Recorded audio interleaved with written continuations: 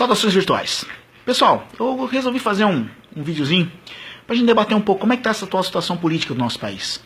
Eu acho que é importante, cada avaliação ajuda a gente a clarear um pouco o quadro. Gosto de fazer a seguinte analogia, né, quando as pessoas me perguntam muitas vezes o que eu penso sobre isso. Imagina um navio. Tá? Esse navio está dividido em três classes, a primeira, a segunda e a terceira classe. Primeira classe, os donos do navio, os investidores do navio, o pessoal que tem dinheiro, né? É a minoria, mas é o pessoal que manda, que usufrui da melhor alimentação, de todos os luxos possíveis do navio. Você tem uma segunda classe, que são os serviçais que trabalham mais próximos dessa primeira classe.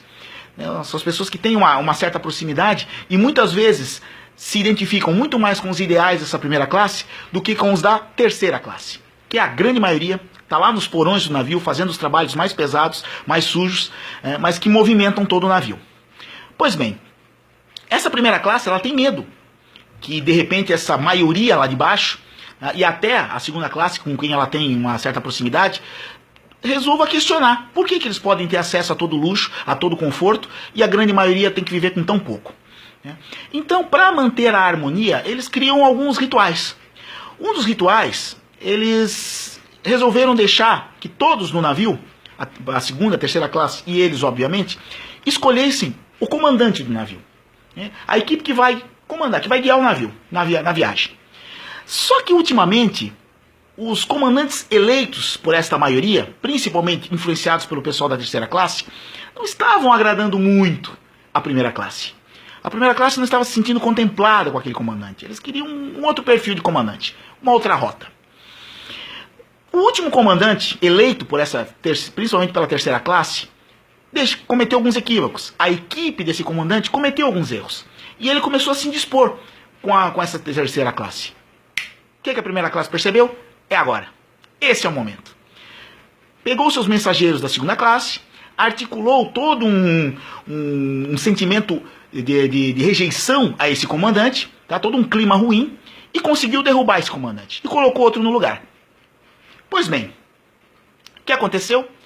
O comandante que está no lugar rapidamente se mostrou extremamente incompetente, extremamente inapto. A rota que ele traçou não agradou nem a terceira classe, nem a segunda e nem a primeira classe. Ele prometeu algumas coisas que iriam acontecer e essas coisas não estão acontecendo. E aí o que acontece agora? Tá? Você teve um racha na segunda classe e na terceira classe. Parte da terceira classe tentou defender aquele comandante, mesmo com os erros que ele cometeu. Tá? Porque ele era um representante deles. Eles entendiam que, no geral, aquilo ali representava e ele foi legitimamente eleito. Parte dessa terceira classe, dessa segunda classe, comprou o discurso da primeira classe e ajudou na derrocada. Só que agora essas duas classes estão em conflito. Né? O navio está num rumo muito complicado, um rumo que vai levar para o desastre. Né? A primeira classe tem como fugir desse desastre, eventualmente ela terá acesso aos botes salva-vidas, e a segunda e a terceira classe, dividida, estão brigando, tá? Pela consequência do que aconteceu. Então a parte dessa segunda e dessa terceira classe que defendia o seu antigo comandante, o que ela diz? Viu, não falei? Foi um golpe. Agora olha o que vocês fizeram. Não vão bater panela? Pois é. A outra parte diz, olha aí, ó, o que deu. Esse comandante também estava na equipe. Vocês que escolheram esse comandante. Vocês fizeram um monte de coisa errada. E esses dois grupos estão brigando. Enquanto isso, o navio segue rumo à destruição. Segue rumo ao desastre. Por que eu estou fazendo essa paródia? O nome desse navio, não é Titanic, engraçadinho. É Brasil. O nosso país, esse navio. Por que eu gosto de fazer essa analogia? Para a gente perceber que o exato momento agora não é de briga. Vai ter o momento de nós confrontarmos as ideias. Os defensores do Lula, do Bolsonaro, da Marina, do Dória, vão ter um momento para confrontar essas ideias. Esse momento não é agora. A briga agora ela já está repetitiva. Se você abre as redes sociais, e eu também cometi esse erro, eu também várias vezes tripudiei em cima das pessoas que apoiaram o golpe. Mas eu comecei a fazer uma reflexão. Você abre as redes sociais, os argumentos estão extremamente repetitivos. A esquerda, nós da esquerda, repetimos que, viu como foi golpe? Cadê as panelas? Ficamos repetindo isso, tripudiando isso. O pessoal da direita que apoiou o impeachment, mas hoje percebe que cometeu um erro, Ah, mas viu a corrupção, mas vocês erraram, mas fizeram isso, fizeram, sabe? E os argumentos não se renovam. Por isso que eu acho que é importante uma parada nesse momento, porque tem uma coisa muito maior em jogo. Tá? Eu acho que a gente precisa agora avaliar as convergências. Você que apoiou o golpe, você que é de direita, vai chegar o momento de você apoiar suas ideias e confrontar suas ideias contra a esquerda. Mas você precisa primeiramente garantir que aconteça a eleição. A eleição de 2018 está em risco. Tá? Existe uma elite aí, se você pegar a grande imprensa, você já vê algumas notinhas aqui, outra ali, questionando que a eleição ano que vem pode atrapalhar o clima das reformas, etc, etc. Isso é extremamente perigoso. Eu acho que todos nós consensuamos que não há outra saída que não seja a eleição. Tá? Para essa crise, única e exclusivamente é o voto que vai resolver. Não tem outra saída. Então, o que nós precisamos ter? Garantir que essa eleição aconteça. Tá? Tem uma parte da direita que às vezes faz um discurso de defesa da intervenção militar, que eu acho que é anacrônico, é bobagem. Tá? Se você consultar o exército brasileiro, ele não cai nessa esparrela de novo. Tá? Em 64 foi um outro contexto. Você tinha a Revolução Cubana recém-acontecida em 59, você tinha um contexto de Guerra Fria no mundo que legitimava, que fazia com que o mundo aceitasse intervenções militares como elas ocorreram em toda a América Latina, toda a América do Sul. Hoje, o mercado financeiro internacional não vai aceitar um golpe militar numa das 10 maiores economias do planeta. Ele não vai acontecer. Então, os militares, eu acho que eles têm, com certeza, outras prioridades. Yeah? Inclusive, essas prioridades elas não são antagônicas ao que a esquerda pode conversar com os militares. Quando eu falo isso, eu digo de um grande investimento na área militar. Um grande complexo industrial nessa área militar, para produzir tecnologia, produzir bons salários, produzir toda uma cadeia de indústrias para produzir defesa. Tá? Isso, vários países do mundo, os Estados Unidos são o maior exemplo deles. A gente não precisa ter uma indústria de guerra, mas a gente pode sim ter uma indústria militar de alta tecnologia e de alto valor agregado. Tá? O Brasil é um país continental que precisa muito de estrutura de defesa. E a esquerda pode fazer essa conversa com os militares. Tá? É o discurso do nacionalismo. Tá? Isso não é uma prioridade, não é uma coisa que só pertence à direita. Tá?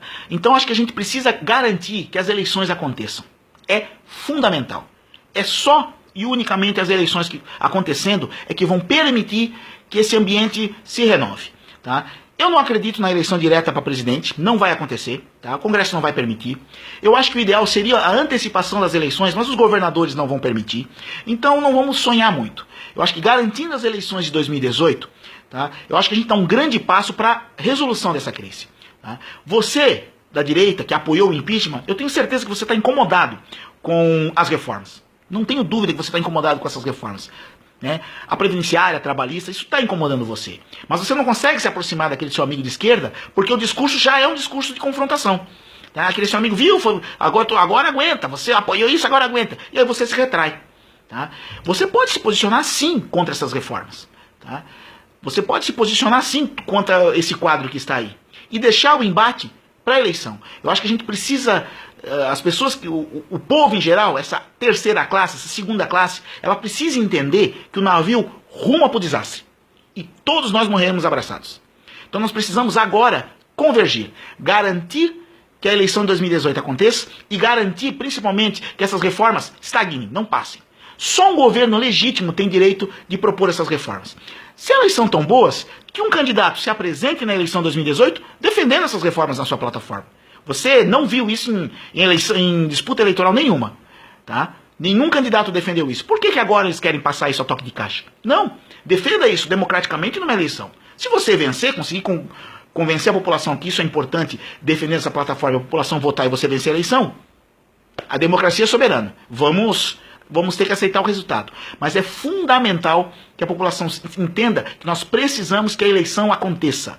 Nós precisamos que essa reforma, que elas parem, que elas não caminhem. Tá? Porque não dá pra gente seguir nesse clima beligerante enquanto o navio ruma pro desastre. Tá? É a hora da gente ter a consciência, da gente entender a importância da união, da trégua.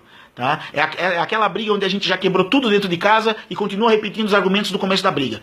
É um impasse, ninguém vai convencer ninguém, tá? Não vai acontecer nada de novo a não ser o desastre. A gente precisa parar agora e dizer, não, beleza, então a minha posição é essa, a sua é essa, e o que a gente faz com isso aqui? Tá? Vai chegar o momento. Espero que chegue esse momento da gente fazer o debate de ideias. De você poder defender o Lula, poder defender o Bolsonaro, poder defender a Marina, o Dória, o Alckmin, seja lá quem for. Tá? E respeitar a voz soberana da democracia e da urna. É isso aí, pessoal. Só um vídeo aí para reflexão. Espero ter ajudado. Aquele abraço.